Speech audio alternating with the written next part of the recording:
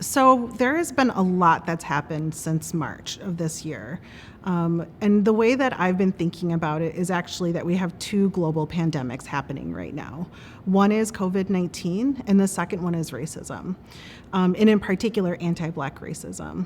And so as we think about what this last 6 months has meant to our organization, it's really meant that it's been a call to action, not only for us, but for our community. So in March, when everybody was trying to figure out what they were going to do, schools were going to distance learning, nonprofits were closing their doors for a while, people were figuring out how to really kind of stay afloat in the midst of some pretty uncertain times. What we decided to do was to go and start to raise dollars to help our communities respond directly to COVID-19. So Headwaters funds community organizing groups. And what we were hearing at that time was that those groups actually couldn't do their community organizing because they were actually responding to the problems that their members were having with education, access to food, loss of jobs, et cetera.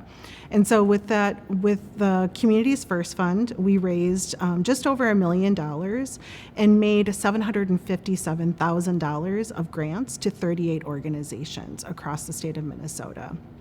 That was important because those were rapid response dollars, and we were able to get those dollars out in less than 60 days, which, if you ask any foundation, is quite a feat.